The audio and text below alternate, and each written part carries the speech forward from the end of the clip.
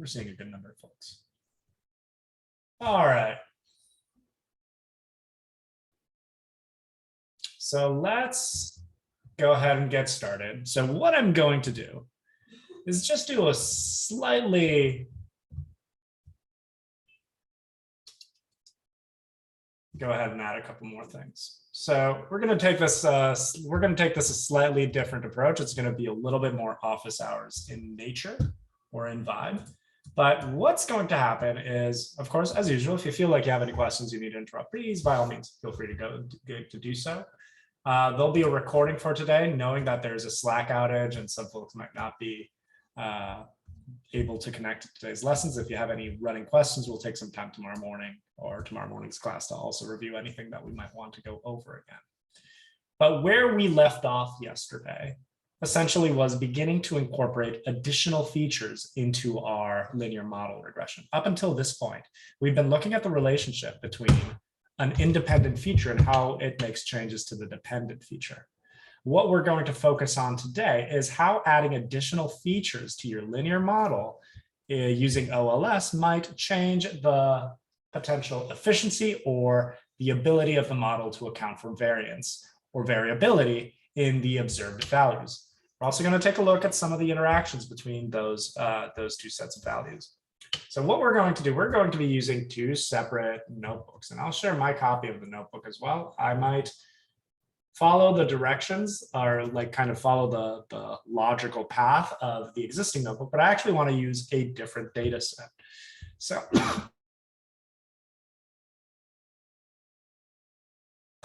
excuse me. So if you have a copy of the DS37 notebook from yesterday, the one we shared yesterday, you're more than welcome to use it out. You'll notice that I've actually filled out all those tedious fill in the blank sections. But if you'd like to follow along, or if you'd like to try working on this from scratch, you're also welcome to just go ahead and create a new notebook to which you can build and play along with your own changes. So the idea is this is going to be a notebook that will start from scratch, and you can use it to either follow along, or if you want to just use the link I have from the link I have, that's okay as well. But in this case, I just want to make sure we have a couple of different options. But where we left off, we started talking about the first additional value that we were able to integrate into our model. We essentially took a look at a categorical value line that just conveniently happened to be a 1 or a 0, and essentially changed those values into a value that we could calculate. Now, when working with categorical values in any type of model building, a big portion of what you're going to be doing is essentially binarizing or creating dummy variables from those features. So for example, I'm going to go ahead and run this before, and I'll show you that where we left off yesterday is that your equation requires each value to be either a 0 or a 1 in order to determine where that specific value will be placed on the intercept. Now note, this is a little bit tricky to think about because with one feature, for example, what you see the long bones data set doing is that each individual feature gets its own column, and then each individual column gets considered as part of the equation in a linear regression.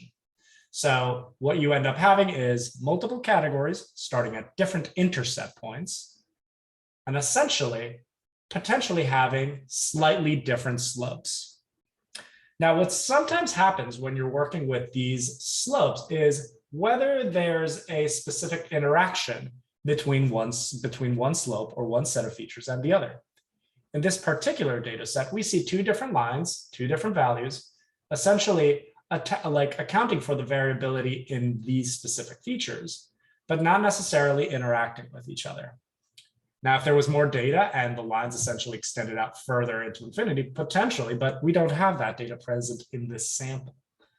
So when we're taking into account the addition of quicklime, after taking into account the effects of the other variables that we're working with, we're seeing that although it improves the variability, there's a certain question as to whether there's any there's far more interaction.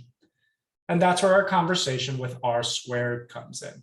From the model we built earlier, scrolling back up, I promise I'm not going to be here on long bones for far too long, but I do want to bring our attention over to our value for R squared and adjusted R squared. These are two separate equations that are still accounting for variability in the same way. When you Google, I'm just going to Google the equation for R squared, just to go over it as a reminder.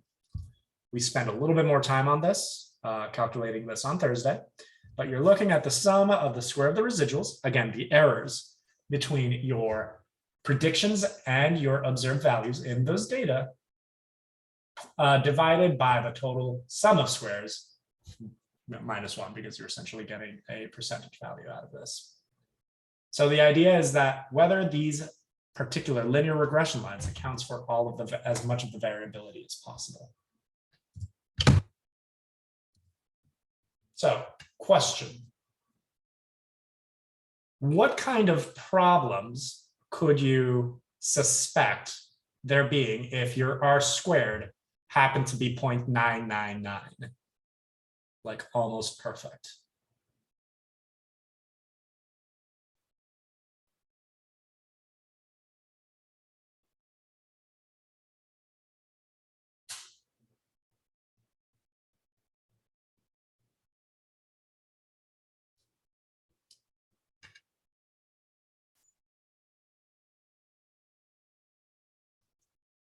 Okay, let me reframe the question. Let's take a look at this model above. This model has an R squared of, from this image, we have an R squared of 77%. That's what we saw earlier. Yeah, and Stephen answered overfitting. So overfitting, that's absolutely correct. So in this case, we're not quite overfitting. But what we're referring to is a situation where we have a model that works far too well on the given data. And that's great if we're choosing to continue using the same set of data, or we're essentially trying to create a model that accounts for the data that it has seen. But what you typically run into a situation is any R squared value where the value is too good to be true, is that you run into a situation where if you were to introduce new data, for example, if I wanted to include new points on into my data set, it's likely not going to fit in properly to the existing model. So a model that is generally overfit to existing data at times runs the risk of not properly accounting for new data. And this is one of those big, limitations of simple linear regression. Now you'll learn a few methods for accounting for how to actually deal with this risk of overfitting and underfitting in Sprint 5. But I express this right now so that we're aware of some of the limitations that you may be approaching when you're working with a given data set or a given linear model. Any questions so far, or anything that might have come up as questions since yesterday?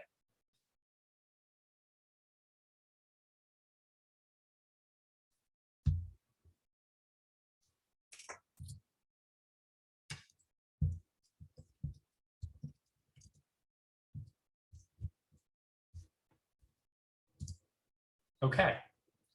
So with that, let's quickly address the adjusted R squared, which, as you can see, is a formula that actually builds in the existing R squared calculation. What you need to know about this value here below is that it actually takes a look at the number of features that you've included. So if you go back to your notebook and take a look at your adjusted R squared, what this is doing is essentially penalizing your use of too many features. And what does this mean, or essentially what am I referring to, like too many features? Well, let's say, for example, that we specifically want to address, again, that perfect Friday night, Jonathan, I'm going to go ahead and pick back on you. So you've got your hanging out at home, you're sitting with family, you've got the TV, you've got your games set up, you've got all 4 features. Now, if you add additional like options or additional features for specificity, say that the ice cream you all choose to enjoy as a family has to be mint chocolate. The TV show that you have to watch has to be Avatar: The Last Airbender. The volume must be set to a very specific like level. Once you start adding that much specificity to your model, it is going to be a lot more difficult to incorporate a new scenario for that. So like it's essentially overfitting your model is when you've created too many features to essentially create a perfect scenario. Now, generally speaking, we all know that it doesn't have to be that specific. It can be a little bit more light. We can keep it to Friday night with the family, and it can be either board games or TV. You can generalize your model or the features that you're choosing to use. And that's the goal that we're setting ourselves up to do. Out of the features that we have inside Longbones, whatever data set that we're choosing to use, what are the minimum number of features that we need in order to create a working model that accounts for existing and potentially new data? So that's essentially our goal. And part of how he can adjust this goal is additionally seeing how each one of these levels interacts with the other. So with that said, let's take a look back at our intersection. Again, this is where the concept of interaction begins to spawn from. If you scroll on down, we've just essentially addressed this. This is where we test out different models. If you have any questions about this, don't worry, we'll go right back to it. And we can address this towards the latter half. But I do want to talk about what interactions, or what I mean by interactions. Interactions are any given dispersion or distribution of data where one of the features that you're using intersects with the other feature. For example, if we look at what we refer to as additive effects, that's where we add an additional feature to our model in order to see whether there's a specific improvement to our R squared. We can also test for any situation where like you kind of see that there's a little bit of a balance. You can kind of see where some of these values distributed throughout may intersect. Then there's situations where you have slopes equal to 0. In other words, additive features that don't actually add anything to your model. They're just extra. But then if you look here at CNF, this is what we're going to be aiming for, what we're going to spend some time looking at in just a moment. We are going to look for how interactions work in a different data set. And I want to use a different data set before we go into this concept of prediction, because I find that the interaction in this example works a little bit better. So here's what we're going to do. I want you to create a brand new notebook. You can keep it for yourself. Otherwise, there's a copy of this notebook's link on the Zoom chat. Again, for those of you who are just joining us, Zoom is down. So if you were here, I'm glad you're here. But if you're not, we'll make sure to go over this later on today or in office hours tomorrow. So blank notebook, let's start from scratch. If you want to follow along, you're more than welcome to, but I want us to think about what should be your default 4 set of packages that you use when reading in a notebook.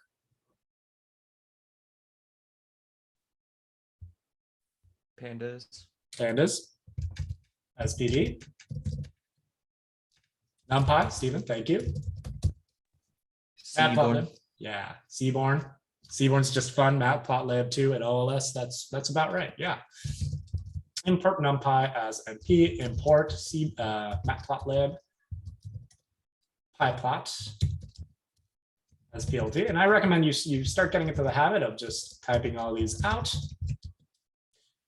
Now, the quick thing. Our class notebooks are divided. Essentially, you see these imports throughout the entire kind of distribution of the notebook. A good practice for when you're submitting your technical notebooks to your in a professional capacity. One of the the customary method is to include the packages that you're planning on using at the very top. Why? Because this essentially shares with your reader what kind of project I'm going to be looking for. And any given situation where you're seeing that there are additional packages that don't ever get used as part of the notebook means that sometimes you've kind of slapshod grabbed a bunch of packages that you weren't necessarily going to use. This is why you see different methods of importing a package or importing a specific tool, because sometimes you want to be extremely specific from what you're going to be aiming. So for example, I'm going to go ahead and take my stats models, formula API. I'm going to import OLS. Thank you, Hamid. And just to give you a heads up, am I using that one down the road? Yeah, let's make sure I show you how to do this. From sklearn, I'm going to use linear models. No autofill? All right. Import linear regression. Make sure that was the correct type for it.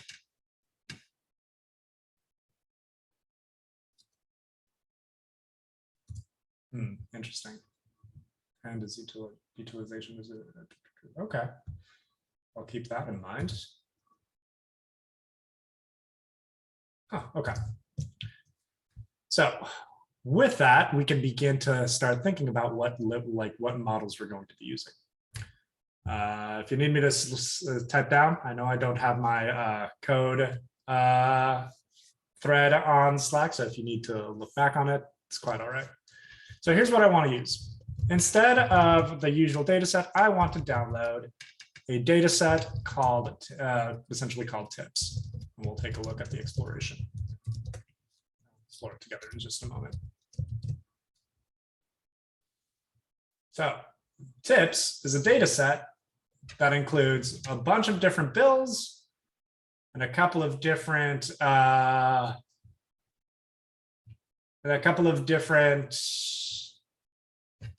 categories. It's a little bit smaller than I'd like, but it is okay. It is 244 rows for right now.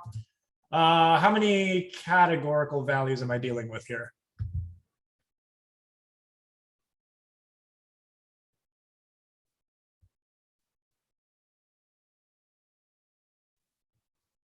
Four. Four, that's about right. How many of these? And then that means that we have three potential quantitative variables. Let me go ahead and ask you, this is going to be a little bit of a gray area. For those of us who've worked in restaurants,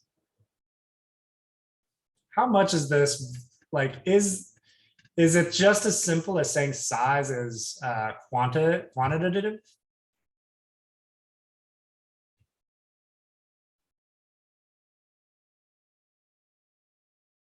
Yeah, Hamid says 5. Hamid, why do you say 5? What do you think about this size party? Well, it's hard to categorize it, but it could be a category like yeah. But it's definitely a lot of categories. Yeah, absolutely. Those of you who've worked in restaurants, how many of you, you're not supposed to, but how many of you have approached a table of 1 differently from a table of 4? Right. There's a certain extent where, hang on, ordinal. Stephen, yeah. Use and Stephen, yeah, back of the house. Yeah. Rough work there. But absolutely, ordinal essentially refers to a specific, like you're essentially like a table size essentially like the size of a table that really like you were making different choices as to how you approached a table. Does fast food count? Yeah, it counts. I mean, yeah, any of these things, all these things count. These are all valid. But yeah, you of course know to treat a party of like if a bus of 20 people shows up at the restaurant, it's going to be very different from like 10 people. Ben, I appreciate the ignoring everyone. Seriously, bank at ignoring. So yeah, we've got four categorical values, 2 quantitative variables, and 1 value that could work as for like you could essentially work in some capacity. You could typically expect that for each quantitative values, you could very well break these into their own individual checks if you needed to do that. Like there's a couple of different ways that you could think about this. but these are numerical values. It's just a matter that you may need to there's also a potential categorical implication to use in this scenario. So the next step is to begin considering, well, what do I want to answer? Like, what's the question that we're setting ourselves up to do? Well, this is part of our kind of open-ended question. From a data set like this, sometimes Brandon, yeah, exactly. So Brandon shows it's put it simple, working with 1 customer versus 20 customers at once, and the mental game of how you're going to work for this scenario. Absolutely. Like how much you need to work, what kind of attention you need to pay, whether you need to engage in conversation with an individual. Yeah, y'all get it. But we can essentially begin to consider, off of all of this, what sort of things, what part of this data set we might be interested in predicting. And for our purposes today, what I'd like to do is I want to see if I can predict a specific checks tip based off of some of the features that we have included here. Now, there's a certain kind of easy model that we can build for ourselves. We could very well look at the total bill and determine how many of those bills are 15 to 20%, whatever that amount is. So we don't even have to go very far in our modeling technique to start getting some answers. For example, we can just divide the percentage of the total bill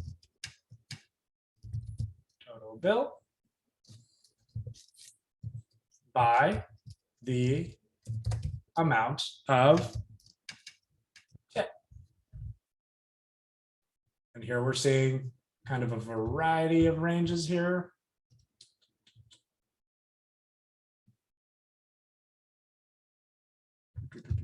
Not quite giving me the answer I was aiming for. I gotta turn this around. It's tips divided by total bill. That's about right. Jack with coming in with the right questions. So we've started doing this, but have we really done any particular cleaning on this data? Not quite. Did I just lose my screen? Yeah. So let's go ahead. Let's do a little. Let's make sure we're cleaning our data and making sure that we have accounted for everything properly here. So the table is called tips. Let's do a quick describe element, just so that we can learn from the data set. The total shape of the data set was 244 rows, so it doesn't appear to be any null values present in this data set. If we look at our average values, we can see that the total bill generally is an average of 19.7, $2.99 or $3 is your average tip in this data set. We've got a couple of solid means. One quick thing, when you see a mean that is very or close to the median, without trying to create the histogram behind this, should we expect to see a normally distributed, a normal distribution or a skewed distribution? Normal. Take a look. What was the name of the comment? Tip. Let's take a look at our hist. Yeah, fairly normal. It's a little bit skewed, but that's probably having to do with some amount of outliers here. Now, the giveaway is somewhat skewed, and that has to do with the fact that you've only, your average is a little bit to the right of your median. And of course, the other giveaway is that you have these these large outliers at the very bottom, these $10 max tips. Really, is the highest tip in this distribution $10? Ew. Okay. We'll follow. We'll keep going. So no null values. You could generally argue that this is a fairly normal. This would be a normal distribution if the averages and the means wouldn't be too low. This is tips and how much money is spent at a restaurant. You can generally expect there to be a normal distribution in the number of checks. Yes, indeed. So also, I believe this is a data set. This is an older data set. So let's pursue this a little bit further. So now we have a couple of questions we've had. Let's go ahead and assume we've had a chance to like look over the data. Let's take a look at which potential features, might actually be the most helpful for us in our data set. Now, I think it was Stephen, you suggested a really good tool that I do want to make sure that we're aware of. That is the seaborn.pair plot. Seaborn.pair plot, and if you incorporate your full data set, will return all of the distributions of your different features, essentially returning all of the potential values that might, like, essentially gets to see what kind of distributions we're looking along the ride. So you see a total bill, again, you see that slightly right skewed distribution, same with the tips. You see in this case that your tip amount does have a potentially linear pattern happening with your total bill. This is to be expected. We would assume that most of our, like that there's going to be there's going to be some kind of a distribution of how much percentage an individual is tipping. That goes somewhat the same for the size. So note, in this case, when you look at the tip amount by size, because like Stephen said, these are ordinal numbers, these are values that could potentially exist, or we could potentially use as a mean of classification, but potentially we could expect to get some results if we incorporate this answer as one of our features. But just to be sure, let's quantify. We've already visualized these potential patterns. Let's quantify that. For that, you can use the pandas method .core. .core returns the Pearson. Let me just make sure that it's the Pearson correlation. Yes, so it defaults to the Pearson correlation for all of these individual values. So rather than having to do Pearson R and having to calculate it type by type, you can essentially run tips.core. And if you want to get fancy with it, you can use a heat map. The heat map itself returns a visualization of your different features, color coded. If you include the annotation to be true, you get to see the numerical values as well. In other words, we're starting to see two fairly high categories being included here. One is your total bill and the other is your tips. Check one quick thing.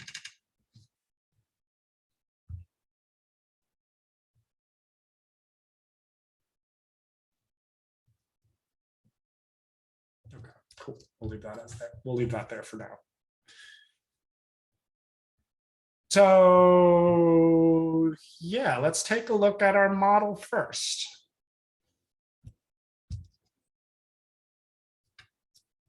That's the heat map for there. So using just that simple model, let's build in our initial model, calling this OLS. Using the same method we've used so far, I'm taking my tip. That's what I'm trying to predict. And using the total bill from the tips data set. We're going to fit this, and I will return the full model summary. Oops. Here we go. Zoom out.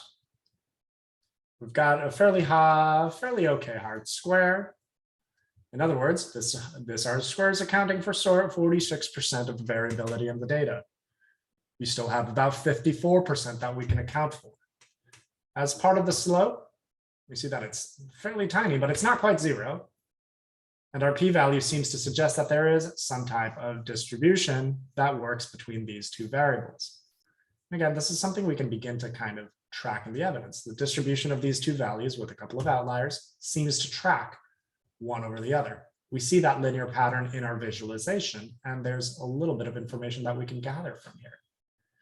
But while we're here, let's experiment and try to measure that visualization with one more feature.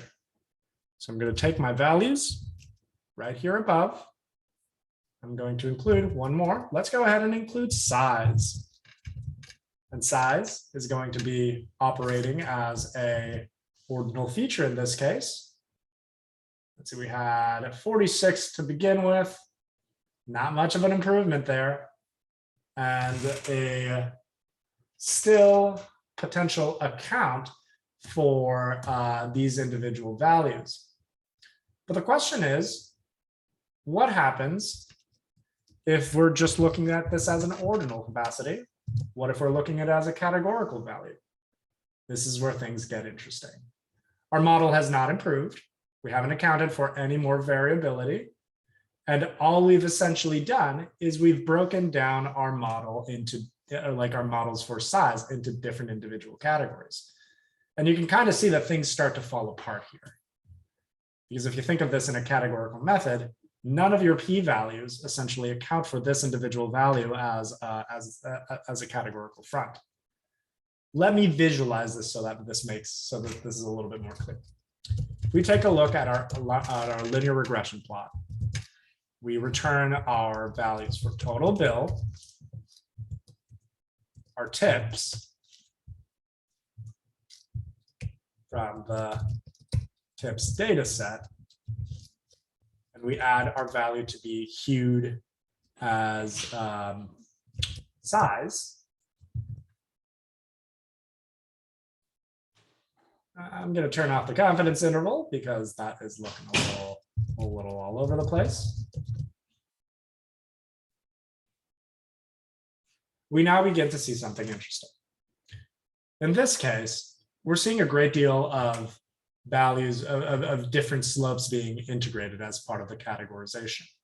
All of these values are kind of mixed in together in a way that doesn't necessarily include any, that gives us any strong information. We're also looking at a particular situation where our two tops are a little bit more frequent than our other values. And I'm saying that simply because I see far more orange than I see any other types of values. But you can kind of see that this kind of mix-up of interaction seems to suggest that there's some type of interaction between the individual values, but not necessarily helping us answer any questions about the data set itself. So we can choose to keep it as a categorical value. I'm going to go ahead and choose to keep it instead as its own individual feature. And we can take it from there.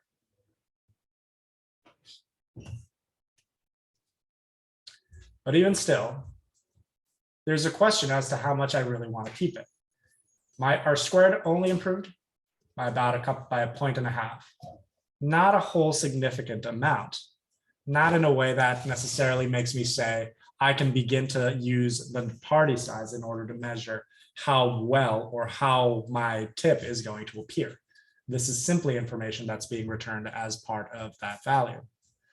Let me take a look at a different potential option here.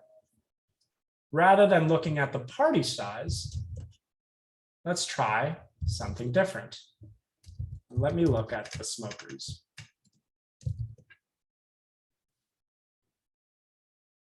Now something interesting is happening. In this case, we have a purely categorical value, where it also seems to suggest that the intersection of those values actually seems to be mixed into the data set. So very much similar to like your party size, but looking at our smoker section, we can essentially begin to consider that there's some type of interaction happening here. So now I might build my model to include smokers, and we'll see whether my value improves. So plus smoker, I'm going to run this. We're going to see what happens. For starters, seems like we got a slight error there because I didn't actually include this as a category. Now let's take a look at this. All right. In this case, our model does not improve. And as a matter of fact, my party size is, when you take into account your total bill and the party size, your value for smokers is not actually helping in any way or form. This is kind of a experiment. This is recognizing that this is an experimental fashion. Let's take a look at what happens if I include smoker, but remove the party size. All right, still not much of help when taking into account my smokers as part of the value. So what can I do? Well, here's the thing. This hasn't completely painted the full picture. What we've seen is that there is a limit to just including variables by their own right. When you include those variables, it essentially seems to suggest that there isn't a linear pattern between one value or another. So when it comes to thinking about how to incorporate what are potentially interactions in a specific data set, the prompt that you need to use is include the values, like when using OLS, you include the values on their own, but you also account for the interaction between those two sets of values. And that means that you need to calculate that interaction for the model itself. In other words, you actually need to quantify the value as total bill times seed category smoker. Make sure this runs. And now something really interesting has happened. Because you see that both our R squared and our adjusted R squared have both increased, now to kind of the flip of a coin. But here's the interesting part. Look at your p-values and look at your t-distribution. There's no longer that p-value suggesting that these two features don't account for the variability when your other values are present. When you've accounted for the interaction between one set of features, between both sets of features, you've essentially explicitly told the model that these are values that you want to use as part of your distribution. And you can account for about 50% of that distribution. Are you with me so far? Does that mean you're adjusting for the effect of the interaction? That's correct. Okay. Exactly right. Because what we're seeing happening here is exactly us specifying what's happening as part of this model. So then the question is,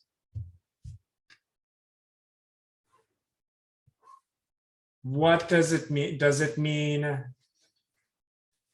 basically from this, like just looking at this graph, what are some assumptions you can make about guests who are smokers versus guests who are not smokers?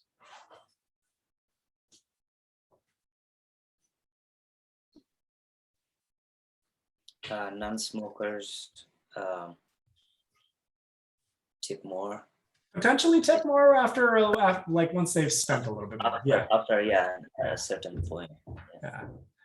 And again, this is only accounting for data this is only accounting for 50% of the data we have. This is kind of very much, even with the data we have, this is a flip of the coin as to whether we're getting as to whether we can expect our model to account for variability between different values. But we can essentially begin to see a trend. And this is where things start to get interesting, because why is it, like, for those of you who've done restaurant work, what are some theories behind this, or what can you begin to consider from what you're seeing both here and based off of this data?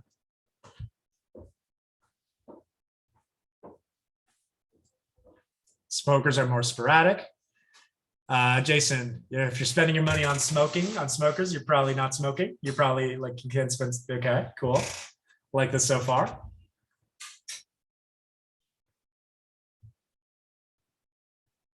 I think it's worth remembering that this actually refers to people seated in the smoking section. Boom. That's a good one. So what is it? What do you mean by that? Do you think people who sit on the patio tip less? Well, I can remember when there was indoor smoking sections. I don't necessarily have a conclusion to draw from this. I'm just saying, this is an actual like physical section. Mhm. Exactly. That good. Like I like where we're going there. Yeah. Nowadays, smokers are usually relegated to the patio if they allow smoking on the patio. And if you've worked restaurants with a patio, you know that the patio sections, I was like, oh, I've got to walk the most for people who are just going to be lounging all day. And potentially the tips aren't going to be that much better because they're just there to lounge and just kind of drink their afternoons away. We can make that assessment. It's less of a population that smokes, more likely group size would be smaller. Yeah, interesting. We'll actually take a look at how group size interacts as part of our given data set, and we'll like bring them all together. So, but you can essentially account for, like, maybe it's something to do with like folks who enjoy sitting on the patio. Now, these are all very good assessments, but let's remember what our R squared is telling us. In the end, the interaction tells you a little bit about smokers, but it's still kind of a 50-50 shot. You're going to like based off of the distribution of this given data set, our R squared, and what our model seems to be telling us, seems to be a suggestion that whether they're smokers or not, you've still got a 50-50 chance that you're going to get a tip that's better or worse than another. Or like, it's still kind of a 50-50 chance that your model is going to account for the correct tip if you're essentially using this model as your predictive capacity. All right, let's try this out with the party size. I'm going to take the same value up here. I'm going to remove smoker just to test this out individually with the party size. And we decided to keep size as its own value. So now size, and then we're counting for the interaction of size and party. Not much better. Just going to go ahead and experiment with this a little bit. So if you use size as a category, whoa, it's a lot more. Okay. A little bit of an improvement, but not much. And even still, your p-value is essentially all over the place. And then you're essentially starting to look at a number of categorical issues. So here's the problem. When you account for size, whether you're accounting for the interaction of size or the party size, doesn't really make a difference to improving your model. So we're going to leave that there, but note, this may not be a great feature to use to account for.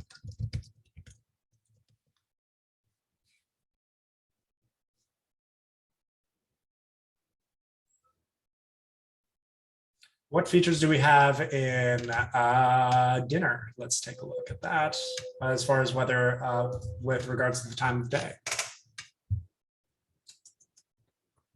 Let me just remember what this was.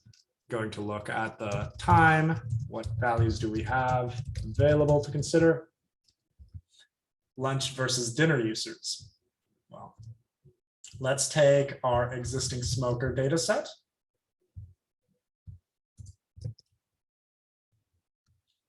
I'm going to create the model next. I'll add that to the model.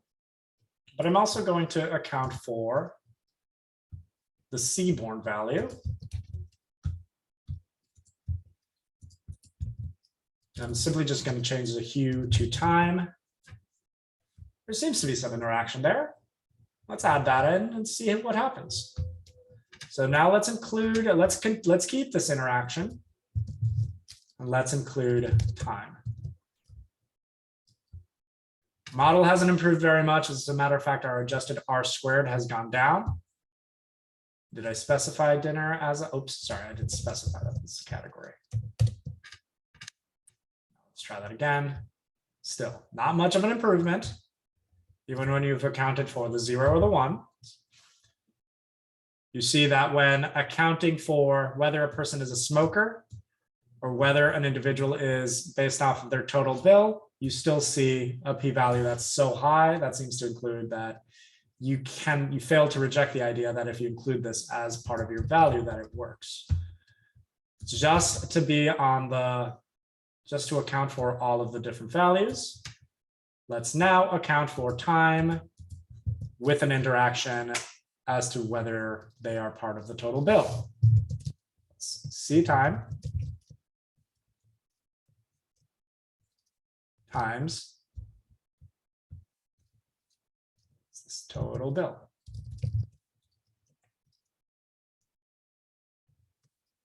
If that works. Still no change. The interaction no longer doesn't work. The time of dinner makes essentially helps in no way to account for to create a better model to account for the different amount of variability. There's all bunch of different types of combinations that you can use in this case, but I'm going through the process manually so that you can begin to understand like what's happening behind the scenes at times, particularly once you start talking about gradient descent in week 5. We start referring to like, well, how do you choose which are your best features? This seems like a very manual step-by-step process. This is a combination of domain knowledge, understanding what weight to add to specific features, and how to account for those different values in any given circumstance. Okay, before I move forward, any questions?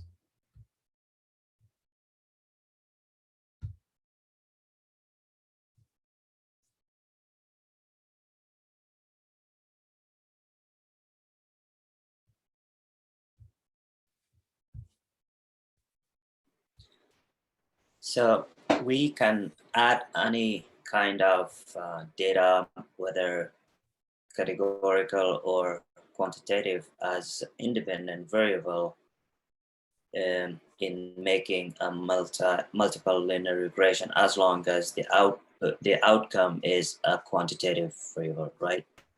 For a simple linear regression, absolutely. If you're working with trying to predict a categorical value, so say for example, you want to predict whether just for attempt to whether a person is a smoker or not, whether you can predict what time of day they'll be coming, like whether they're coming in for lunch or dinner, you would use a different model. So in this case, I'm just using the feature for whether they're smokers to predict whether they are. Well, if y is a quantitative, a continuous variable, so we can use multiple. Right. If it's a continuous variable, you can use a regression. You can use a linear regression. If it's a categorical value, you would have to use a classification-based model. There is a regression model that you'll learn about in week 5 called logistic regression that essentially is a linear model to predict classification based outcomes. So for example, if you have a distribution, data tips,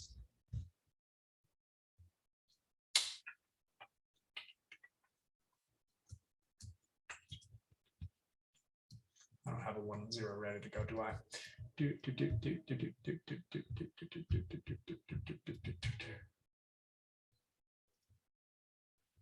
Oh, okay, well, let me just go ahead and show you what I'm talking about here. We'll like go on a little bit of a brief select tangent.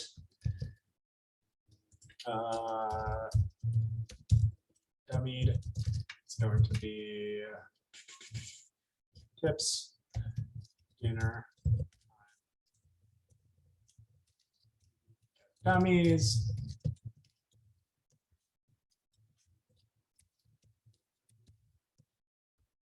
All right, so this returns your values as to whether a value is a 1 or a 0. Oh, that's not really what I want. I just want to map out these values to lunch or dinner. So let's just change that over to a new column. I'm going to do this a little bit differently. No, that works actually. This actually works because it's not all dinner. Talking to myself, promise I'll be done. All right, so this returns your values into ones or zeros. Essentially, it quantifies your values. I'm going to go ahead and drop the first. Because I just need the one column. Then what was I going to do? Cat axis 1. Tips. Dummied. Cool. And then we finish up with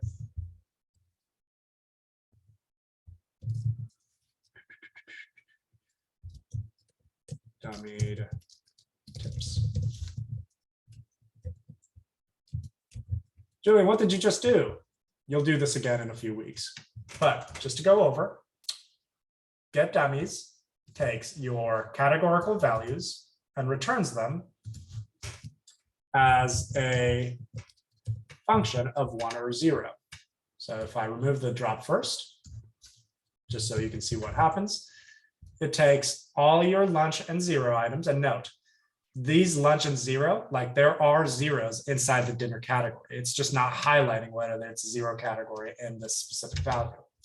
So I want to drop first, and I want to attach the 1 column into a new data frame. There's a couple of ways you can do this in a simple step-by-step, but if you concatenated my column into the rest of my column, now all of my dinner values will be equal to 1, and all of my lunch values will be equal to 0. So now, instead of using time, I'll simply call the dinner column.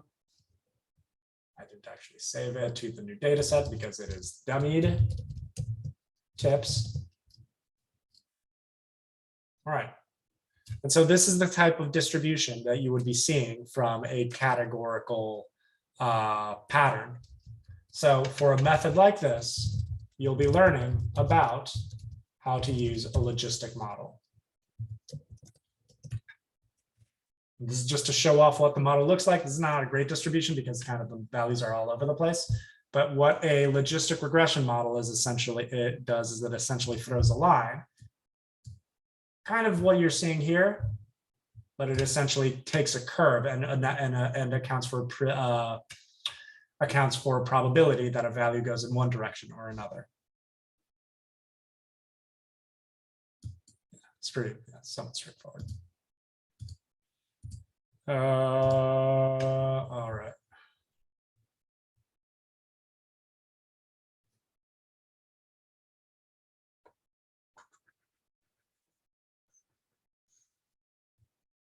So should you, okay. So here's the thing.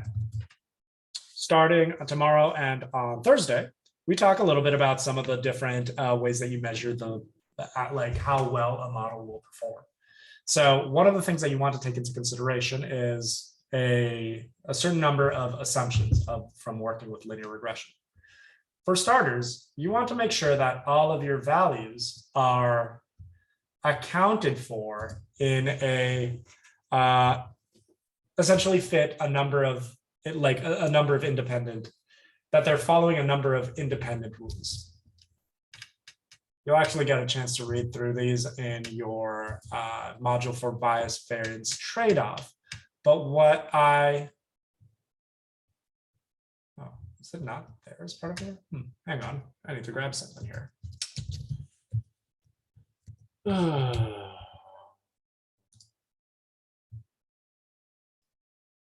All right, okay. I couldn't find it in your thing, so it's because it's part of the notebook. Okay, so I'll address it. I'll address this again on Thursday. But what's important to note is that there's a couple of rules that you need to be taking into consideration when you're working with linear regression. One, scrolling to the bottom so that we have these as notes, is that you must make sure that there's a linear relationship between your dependent and your independent variable. That essentially means that you want to, just like we saw over the last couple of days, make sure there's a linear variety. You want to make sure that there's a certain amount of normality from your residuals, that there's not a degree of autocorrelation happening between a certain value, a certain set of independent features. This is part of how you talk a little bit about your different the independence of your individual features. Now, the one thing I refer to is making sure that your residuals have some level of normality accounting for that. So what do I mean by that? Is that if we take a look at our final model, or the model that we decided just seems to work a little bit best, that was this one. I'm gonna scroll this and take it back to the bottom to follow along. This is the same model we just drew. What we want to make sure is that there's a certain amount of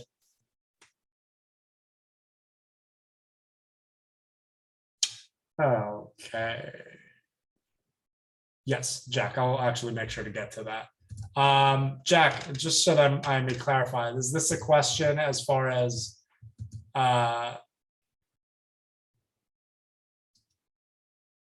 is this part of the sprint project? Like, is this part of the assignment itself? I was having an issue with one of the problems yesterday, but I just wanted to see you like apply the function to this data set if possible. Oh, Um, so here's the thing about that method. So yes, I totally hear you. But here's what I'd like to show you otherwise. Let me look at the model again.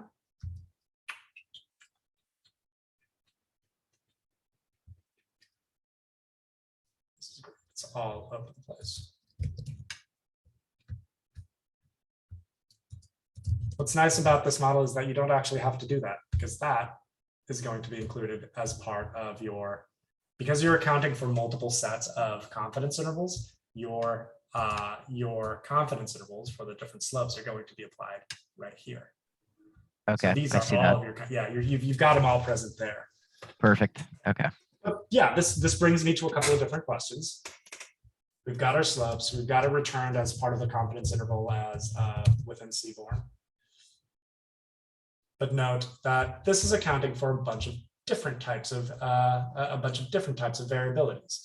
If you're working within that scenario, you can essentially remove the interactions just to calculate that confidence interval. What's the limitation of trying to visualize more than this number of features? This one's a tricky question that we'll cover tomorrow, but it requires you to think, and it requires you to think a little bit about dimensions.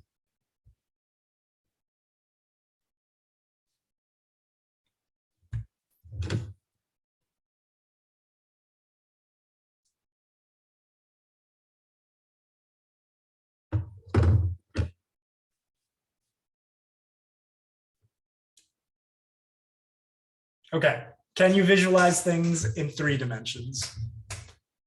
Length, width, and height. Sure. What's it like when you're starting to try to visualize multiple features, like maybe 4 or 5 different features in a linear fashion? Things start to get tricky there because we don't really have a way to visualize through times. Yeah, like it's starting to visualizing and imagining this is impossible to do. However, the linear regression models are still able to calculate those values. We can still do math on them. It's and it's essentially just standard matrix multiplication mathematics. Again, we cover some of that tomorrow in linear algebra, but it is, and Sean's getting to the point.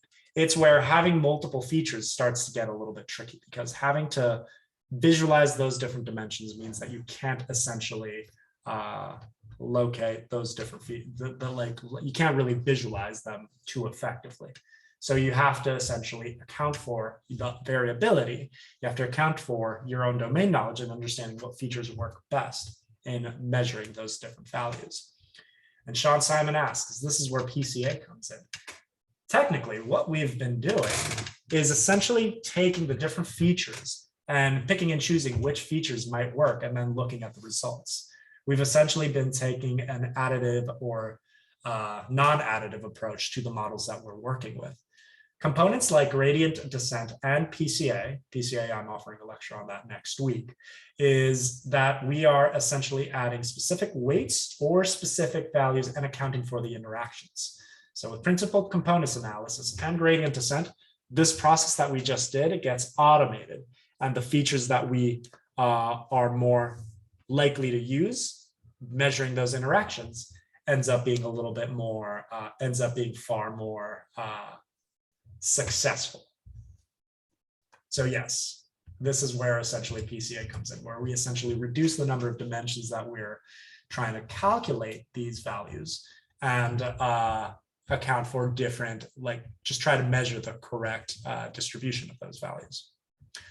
But all of this relates back to, because we can't visualize, or because we can't often see what those residual, whether those assumptions are being met visually, since we can't visualize things of 5 or 6 dimensions or multiple features, we have to test for some of that dimensionality. And some of this can be accounted for here in this distribution. As you can see, these values at the very bottom, what they're measuring here is the skew of the different values. The skew has 0.8 for the features we've been working with. That lines up with our original distributions, where we saw our total tips and our tips being just a little skewed to the right, but normally based off of the omnima, like based off of some of these values. Durbin-Watson in particular essentially measures just how well normalized these values might look like. If this number at the very top is positive, you can expect it to be skewing just a little bit to the right. And again, this is just based on, I don't believe this number is based on the unit base, and the calculation is a little bit of a nightmare, so we're not quite going to go into it. But you can essentially start to see that if your values tend to trend in a positive direction, you're starting to see the distribution of those values in a mostly normal capacity. But let's just demonstrate once more what those residual values might additionally look like. In order to do that, I'm going to take my tips data set. This is my original tips. And I'm going to run a set of the predictions. So my model, my best working model, with a excellent amount of 50, like kind of giving me 50-50 odds, also has in OLS a predict function. There's a little bit of a difference between the sklearn version of the .predict and the OLS format of .predict. You can still use it to predict new features, but by default, if you're using the formula API, it returns the predictions based off of the given features that you've decided to include. So it is nonetheless predicting within itself. So it takes a look at the model predictions based off of the values that you're working with. So these are all predictions for how much tip the linear model is essentially going to be creating. So what I'm going to do is we're going to add this as our predicted results. I'm going to create a column called ypreds, takes a look at my values and returns a prediction for those real values. Now, here's what's interesting. Now you're kind of seeing just how close some of these predictions work. And again, 50% of the variability gets accounted for. So once your predictions have been calculated, you can now calculate your residuals. And the residuals are measured by the observed values, in other words, your tip, the difference to its predicted values. So now if we look at our tips head, run this again, we're starting to see those residual values. And once you have those residual values, one of the things you can take into account for is whether these values share the same distribution as your intended features. So there's a little bit of a normal, like this kind of distribution seems to track with the distribution we had earlier. No, this is the ypreds, sorry. Supposed to be the residuals that I'm sorry. There we go. That's even more normal. So that normal distribution seems to suggest that like our predictions do tend to have a very linear pattern. Despite the variability of the model itself, we can expect the residuals to have a fairly normal distribution throughout the series of values. Seaborn additionally has what's called a residual plot, the ZID plot, where you can measure your independent features to see if we can expect these same results. And of course, it's only limited to a couple of different, to a dependent and independent factor. So just check to see.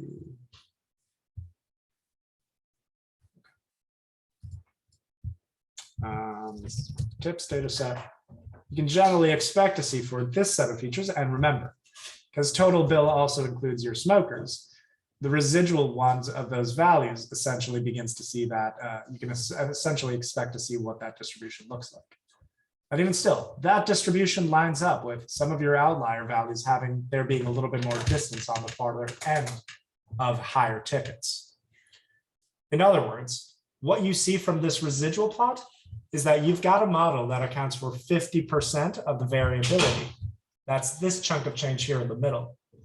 But as your total bill increases, your model begins to predict a little bit less accurately. And you can see that based off of, for one, there being fewer values, but those values being a little bit further away from your general distance, from your predicted value.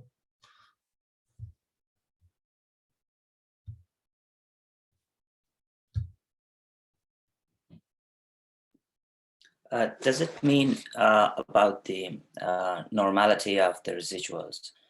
Because it's, sorry, normality of, so yeah, it's actually our predicted, the residuals of what we predict, right? Correct. And it's, Go ahead. and it's normal, and it's pretty normal. So why it has to be normal? What if it's skewed? If it's skewed, what you can, like, if it's skewed, you can expect to see a much more, if it's skewed and you see a residual plot that kind of looks a little bit more dramatic, if your residual values are skewed, when you run a residual plot off of any of the given values, you can expect that skew to show a lot more dramatically. This is fairly subtle as far as your distribution. What that says is that, show you based off of this model. Here we go. What this shows is that as your model increases in size, as the model gets higher and higher or moves further to the right of your plot, you can expect to see the model not accounting for those features. You can see that the model isn't working as well at accounting for the residuals. You see, let me run this without the smoker just to simplify it a little bit. Okay. Yeah, so this actually lines it up. So your model seems to work very well in this section of the model. So any set of bills that are like below 30, you can expect your model accounts for most of the variability. Like it's essentially saying, well, all of these points are essentially hitting the target, which is what we want our model to do. But as the model increases, you see that for one, there are fewer points along the target. And two, that the points that are around the area seem to be a little bit more distanced. In other words, suggesting that there is a little bit of a clumping happening with your linear value, with your values, that a linear model may not be accounting for as properly. So let me throw the question right back at you. How can you solve this particular problem?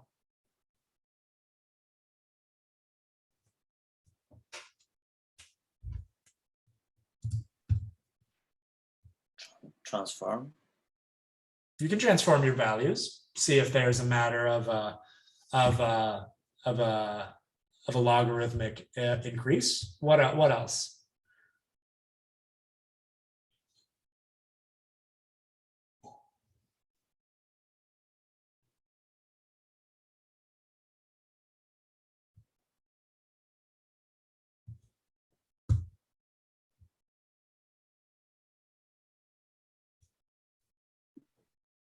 Could you please repeat the question Sure. again?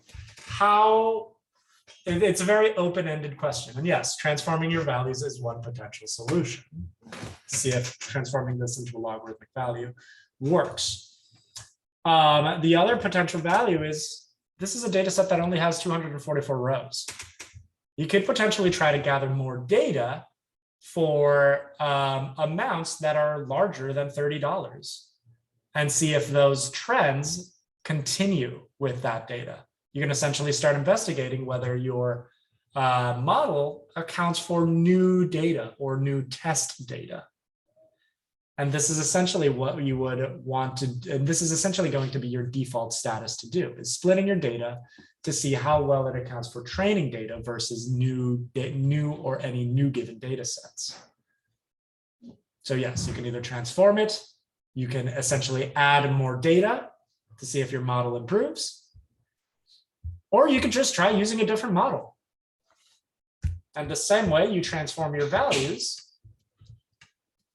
let's try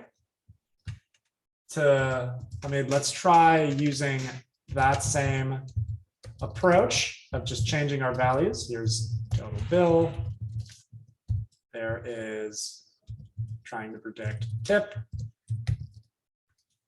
from the tips data set.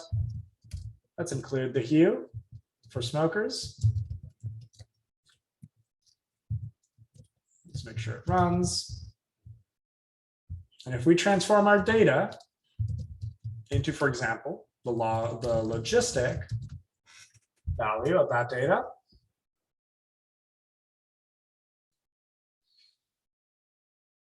it's one option. But even still, just looking at how these values curve, we can expect the transformation to not necessarily work as well. Because as you can see, part of the problem is that the values are accounting for an increased distance from your model results.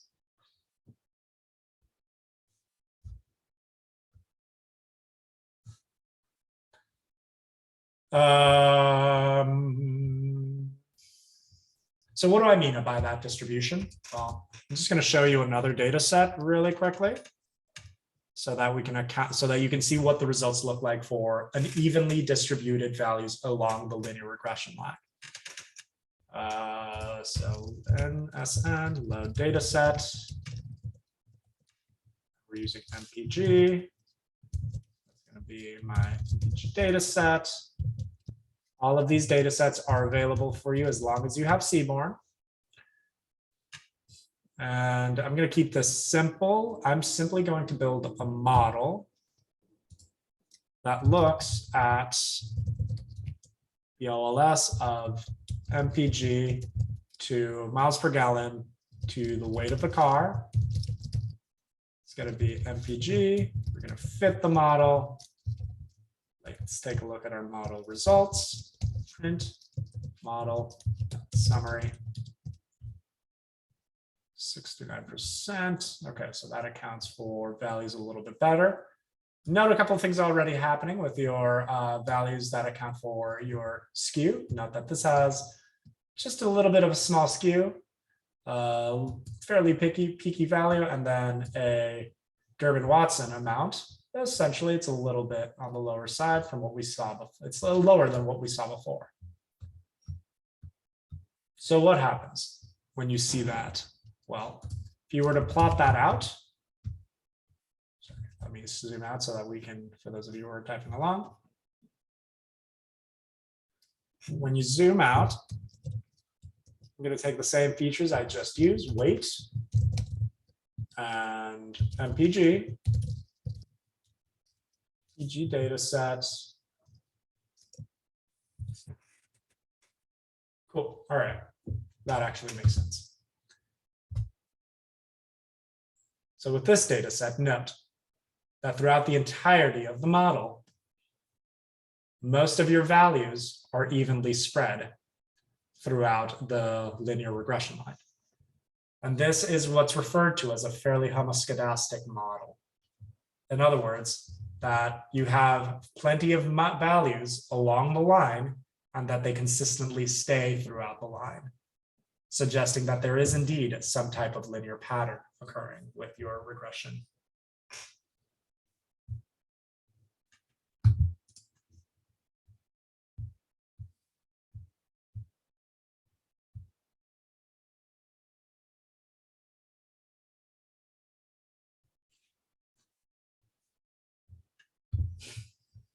What questions do you have? One of the assumptions for using linear regression is seeing if there's a linear relationship. How do we say there is or there is not? Just by plot, or is there any test for it? Yes, so two tests. One, plotting it. That's exactly right. You just have to see it first. You also have to. You also can use the dot core method that I showed a little bit earlier. So, for example, MPG your dot core will essentially list just what the Pearson correlation is for all of these individual values. As you can see, MPG to displacement suggests that there's an 80, that there's a Pearson correlation of 80, a weight of 80, and for cylinders to weight, you see it's almost 89, and then displacement to weight is 0.93. And of course, a perfect correlation is displacements to displacement. Essentially, that's the value onto its own. But if you wanted to plot, I'll plot for those two features. So for example, displacement to weight from your MPG data set.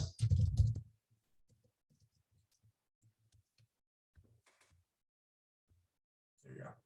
That looks fairly linear, if not extremely homoscedastic. So you need to run both tests, or you need to verify by running both tests. Is one of those easy, is essentially an easy way to go about doing it. The other method, pair plot, is super helpful. It just takes a little bit to run. Thank you.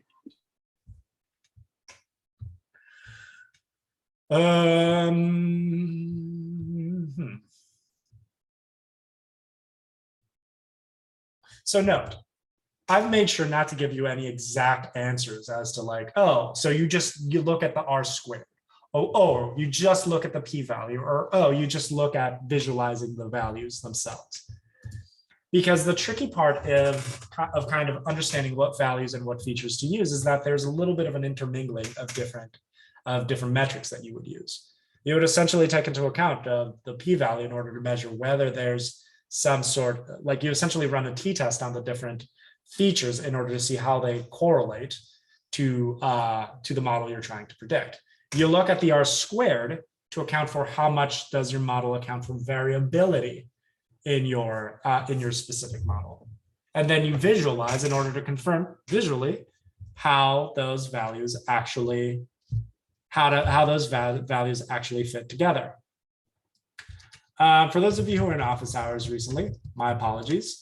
I'm going to quickly use one more data set called the Anscombe data set. I'm just going to call that one DF just so that I can keep track of it. And comb. There we go.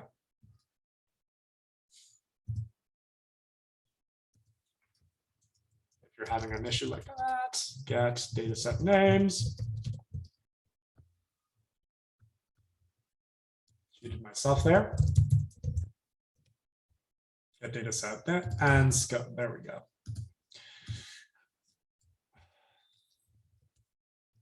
Remember, those are data sets you can download at any given point. So that's your Anscombe data set.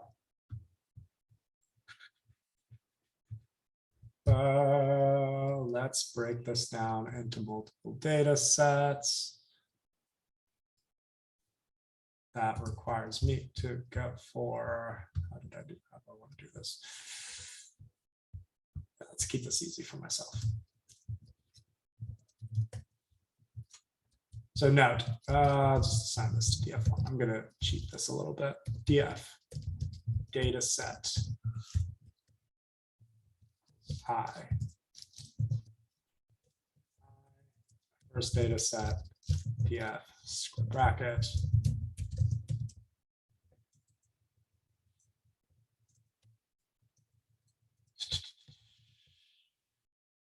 okay. So note what happens when I look at these two values, df1 describe and df2 describe. Oh, it's df2. Note that just by looking at the two different sets of features, what's happening is that these two values seem to be exactly the same set of data over and over again. However, and this is the same, there are 4 data sets inside ANSCO, but for right now, you can like what you see is that the distributions seem to be exactly the same. The same mean, the same mean, the same median, the same count of values, the same max and min values throughout. If, however, you wanted to actually display them, there's something interesting happens here. Mplot, this is x is going to be equal to x, y is equal to y, and your data set is equal to df1. I'm going to do the same thing, but for df2. I'm going to show off both sets of values. Now, that just because they share the same metrics doesn't mean that the points are actually located in the same location. This is just a tricky data set that they use in order to exemplify why you would want to actually visualize your data. Because visualizing your data allows you to actually determine whether there is some kind of linear pattern or not. So it's not just about looking at one individual feature from your data set. It's about taking your features and looking at your different values.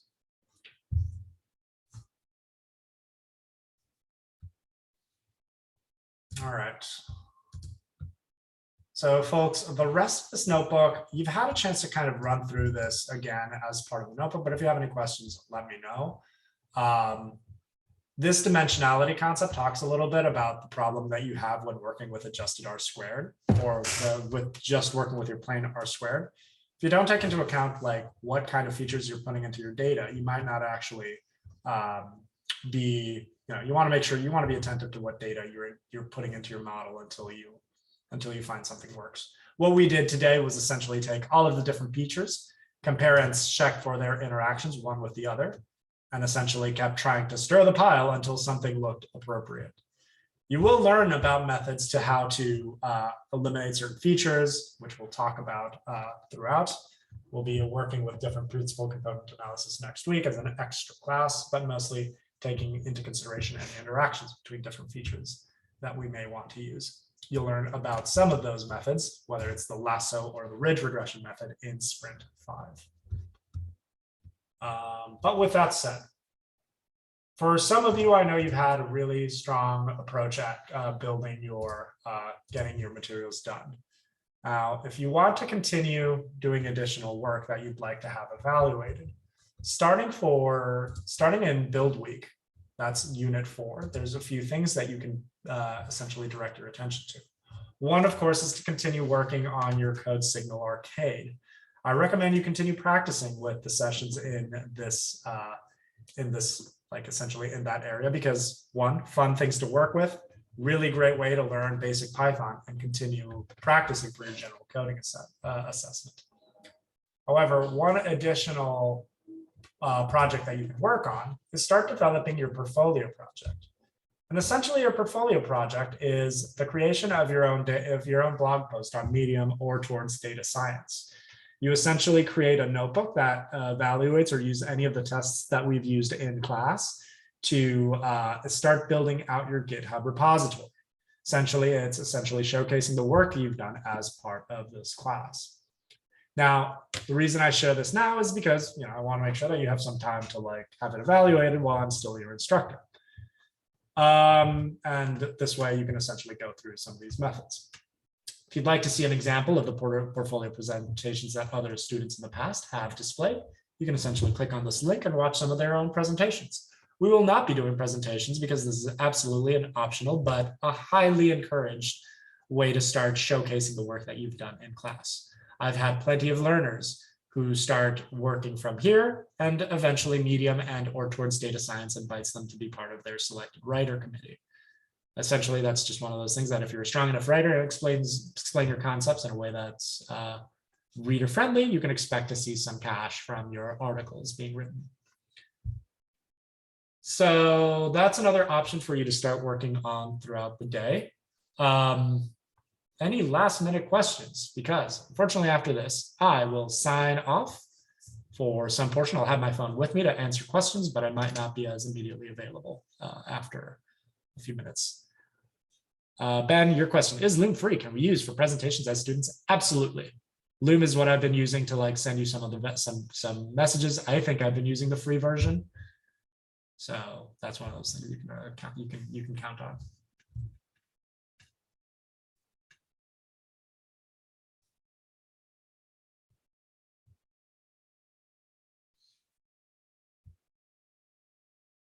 Well, it's not a question so much as a pitch shot from the hip. But if anybody is interested, I'm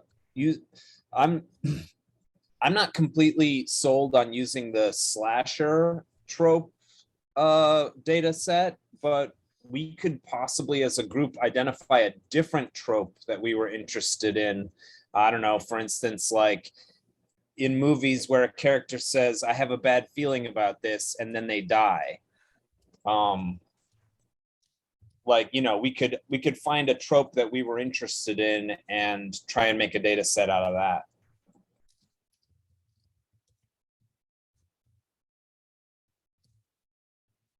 Highly recommend checking it out. Kaggle itself has a few data sets you can already begin to use without having to do a lot of additional scraping. So if you want to start somewhere, then if you don't get any additional takers, highly recommend you check out Kaggle for that. See which one of these data sets might include some of that information.